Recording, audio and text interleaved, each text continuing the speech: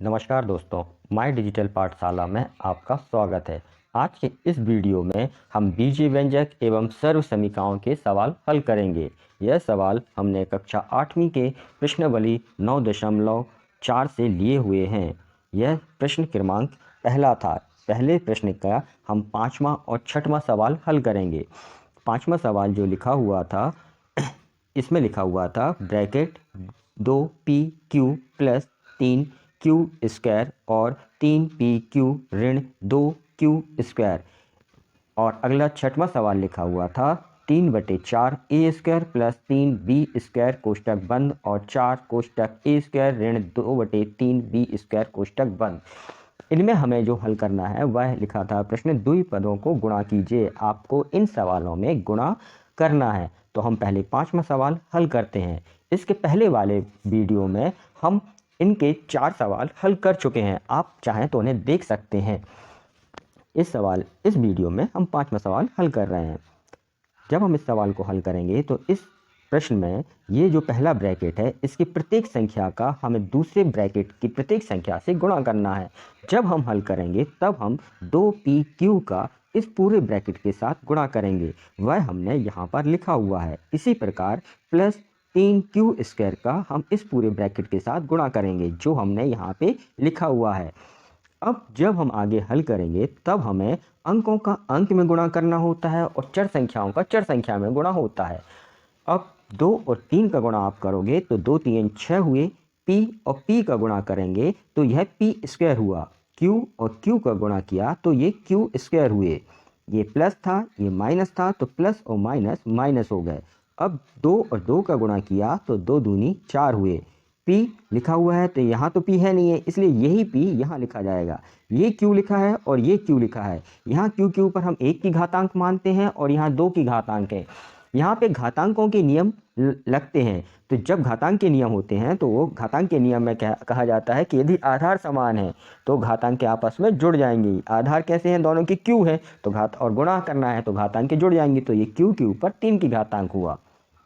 आगे जब हम हल करेंगे तो यहाँ प्लस और ये प्लस, तो यहाँ प्लस हुए। 3 का 3 के साथ गुणा हुआ तो 3 3 9 हो गए। यहाँ पे q स्क्वायर है और यहाँ पी क्यू है, तो अब जो p एक्स्ट्रा में लिखा है वो हमने पहले यहाँ लिखा। अब q स्क्वायर और q का गुणा हुआ तो q के ऊपर 3 की पावर आ गई। ये प्लस है, ये माइनस है। प्लस और माइनस का जब हम गुणा करते हैं तो माइनस आया। 3 का गुणा जब आप 2 में करोगे तो 3 दूनी 6 हो गए। q स्क्वायर और ये q स्क्वायर है। आधार कैसे हैं? आपस में समान है और गुणा है तो घातांक क्या होंगे? आपस में जुड़ जाएंगी। तो ये q के ऊपर 4 की घातांक हो गई। अब जब हम इसको आगे हल करेंगे तो यहाँ पी स्क्वायर और क्यू स्क्वायर है और कहीं कोई संख्या पी स्क्वायर क्यू स्क्वायर ऐसा लिखा है तो यहाँ पे नहीं लिखा है, इसलिए हम इस पूरी संख्या को यहाँ उतार देंगे। तो हमने लिखा 6pq स्क्वायर।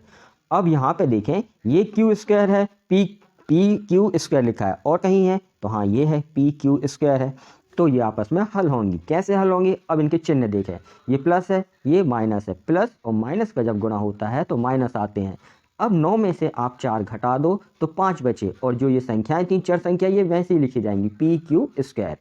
बड़ी संख्या काय की थी? धन की थी, तो यहाँ पे ये धन 5 पी क्यू के ऊपर 3 की घातांक आ जाएगी। अब आप लास्ट में क्या बचता है? यही संख्या बची और कहीं क्यू के ऊपर 4 की घातांक है नहीं है, तो फिर यही संख्या लिख दी जाएगी। तो यहाँ पे हो गया ऋण 6q के ऊपर 4 की घातांक।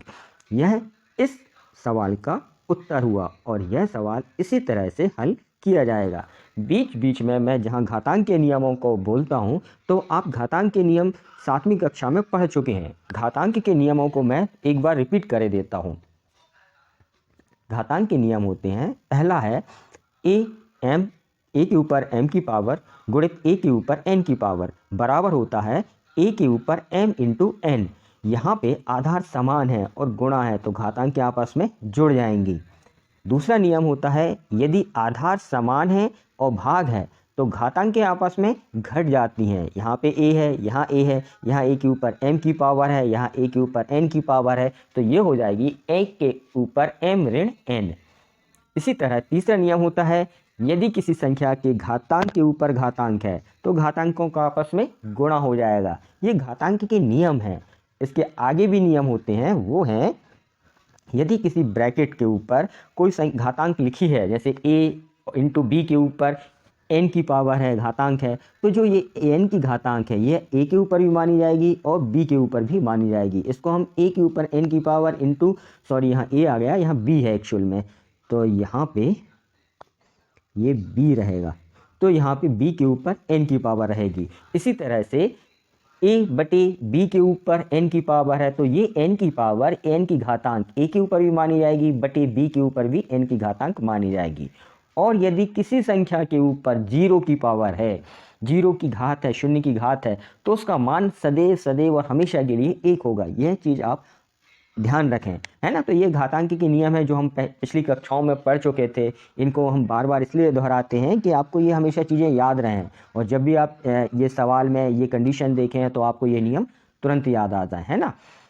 अब हम ये सवाल यहाँ तक हल कर चुके थे। अब हम करते हैं अगला और छठवां सवाल। छठवां सवाल जो लिखा हुआ था वह सवाल था 3/4 a स्क्वायर प्लस 3b² इस पूरे का गुणा अगले इस पूरे ब्रैकेट में करना है। इस ब्रैकेट के आगे लिखा हुआ था 4a² ऋण 2/3b²।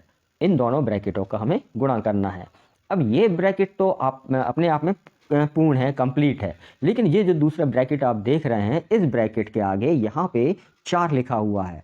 ये 4 लिखा हुआ है, तो इस 4 का हम इस पूरे पहले ब्रैकेट में गुणा कर लेंगे, तब यह ब्रैकेट अपने आप में पूर्ण होगा, तब हम इन दोनों ब्रैकेटों का गुणा कर सकेंगे। तो चलिए पहले हम सबसे पहले इसको हल करते हैं। ये जो पहला ब्रैकेट लिखा है ये हमने जैसा लिखा है वैसे ही लिख दिया अगले स्टेप में, और की जगह हमने गुणा का निशान लगाया। अब 4 का गुणा हम इस पूरे ब्रैकेट में करेंगे, तो 4 का गुणा जब a² में हुआ तो यह हो गया 4a²। अब 4 के आगे कौन सा सिंबल है? प्लस का सिंबल मानते ही हैं। यदि किसी संख्या के आगे कोई भी सिंबल नहीं है, कोई निशान नहीं है, किसी भी संक्रिया का कोई निशान नहीं है, तो वहाँ सदैव आप धन का निशान मानेंगे ही। तो इस 4 के आगे कोई निशान नहीं लिखा है, इसलिए यहाँ प्लस मानेंगे। धन और ऋण, ऋण हो गया। 4 का गुणा जब आप 2/3 में करोगे तो यह होगा 8/3। अब आप पूछेंगे कि 8/3 कैसे हुआ? तो यदि कोई संख्या लिखी है, उस संख्या के नीचे बटे में हम 1 मान सकते हैं। ये 4 लिखा है तो 4 बटे हम 1 मान सकते हैं। क्यों मानते हैं? क्योंकि 4/1 का मतलब हुआ आप 4 को 1 से भाग करेंगे, भागफल निकालेंगे, तब 4 ही आएगा, उसके मान में कोई परिवर्तन नहीं हुआ, इसलिए हम मानते हैं। अब जब हम गुणा करेंगे तो अंश का अंश में गुणा होगा और हर का हर में, तो 4 दूनी 8 हो गए और बटे 3 एकम 3। अब ये b² लिखे थे तो यहाँ b² लिखा। अब यह एक कोष्टक हल हो गया। जब यह कोष्टक हल हो गया तब हम आगे हल करते हैं। अब पहले ब्रैकेट में लिखा था 3/4a², इसका गुणा हमें इस पूरे ब्रैकेट में करना है, तो हमने वही लिखा 3/4a² और ये पूरा ब्रैकेट लिख दिया। इसी प्रकार धन 3b² का गुणा हमें इस पूरे ब्रैकेट में करना है, तो हमने यहाँ लिखा धन 3b² और ये पूरा ब्रैकेट लिखा। अब जब हम इसको आगे हल करेंगे तब हुआ ये 3/4a² और 4a² लिखा है। अब ये 4 हर में लिखा है और ये 4 अंश में लिखा है ना, तो ये 4 और ये 4 कट जाएंगे, तब आपके पास बचा 3a के ऊपर 4 की घातांक। इसी प्रकार जब आप 3/4 और 8/3b² को हल करोगे तो ये 3/4 है, तो ये 3 और ये 3 आपस में कट जाएंगे, ये 3 और ये 3 आपस में कट जाएंगे। 4 एकम हुआ 4 और 4 दूनी हो गए 8। तब आपके पास यहाँ पे बचेगा ऋण 2b² और b², क्योंकि यहाँ a² है, यहाँ पे b² है, तब आपके पास क्या बचा? ऋण 2a² b²। तो मैंने वही लिखा ऋण 2a² और इंटू b²। आगे हल करें, ये क्लियर हो गया यहाँ तक। अब इसको हमें प्लस और ये प्लस का हम गुणा करेंगे तो प्लस रहे। अब ये 3 लिखे हैं, ये 4 लिखे हैं, 3 और 3 चौके 12 हो गए। a² b² था तो यहाँ पे हो जाएगा प्लस 12a² b²। आगे जब हम प्लस और माइनस का इंटू करेंगे तो ये माइनस होता है। अब इसी प्रकार यहाँ पे ये 3 और इस 3 को आपस में कट जाएंगे, क्योंकि ये 3 जो लिखा हुआ है ये अंश में है और ये हर में है, तो ये कट गए। अब यहाँ पे बचा ऋण 8 और b² और b² का गुणा होगा तो ये b के ऊपर 4 की घातांक हो जाएगी, तब हुआ ऋण 8b के ऊपर 4 की घातांक।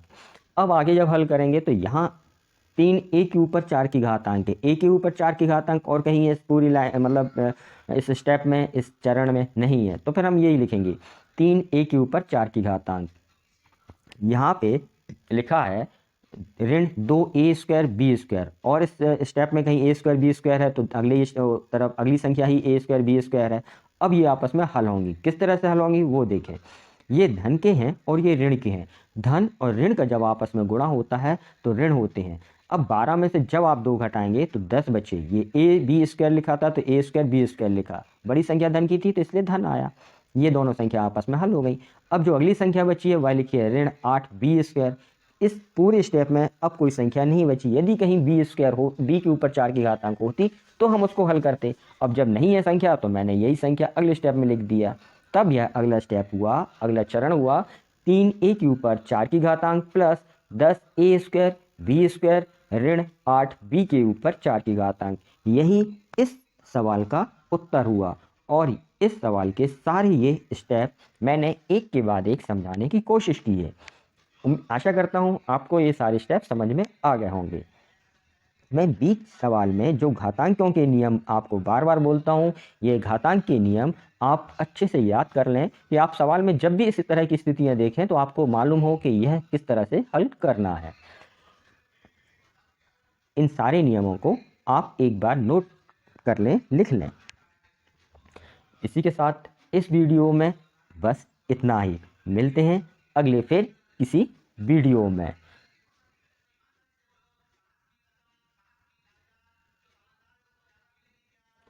आपके कोई भी प्रश्न या सुझाव, जो भी आपके प्रश्न या सुझाव होते हैं उन्हें आप हमें कमेंट्स बॉक्स में लिख सकते हैं। आप यदि हमारे वीडियो को समय पर पाना चाहते हैं और हमसे जुड़े रहना चाहते हैं तो आप हमारे चैनल को सब्सक्राइब कर सकते हैं। आपको वीडियो समझ में आता है तो आप इसे लाइक करें, और यदि आप किसी अपने दूसरे दोस्तों की मदद करना चाहते हैं तो इन वीडियो को उन दोस्तों के साथ शेयर करें।